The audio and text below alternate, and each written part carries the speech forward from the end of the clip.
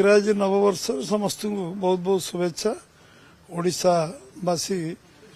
नुआ ओडिशा गढ़ा चाहते विकसित ओडिशा गढ़ा चाहते एवं ता प्रक्रिया आरंभ होती 2036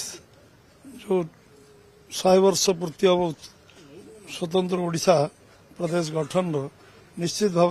ये 5 वर्ष हूँ संकल्प समय निश्चित भाव ओडिशा प्राकृतिक विपर्य सब सामना कर आज ओडिशा आगू जीव ओडिशा समृद्ध हम यशस्वी प्रधानमंत्री नरेंद्र मोदी जो चाहते ओडिशा श्रेष्ठ राज्य पहुंचू एवं समृद्धि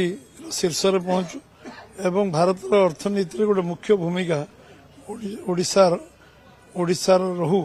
ये आमर जो समस्त गोटे कलेक्टिव रेस्पॉन्सिबिलिटी समष्टिगत दायित्व रही निश्चित भाव में आम ये लक्ष्य आम पहुंचा ए वर्ष शुभंकर समस्ते भल रुहतु एवं सबू परिस्थिति को सबू आह्वान को आम स्वीकार करने जगन्नाथ आमको शक्ति दिंतु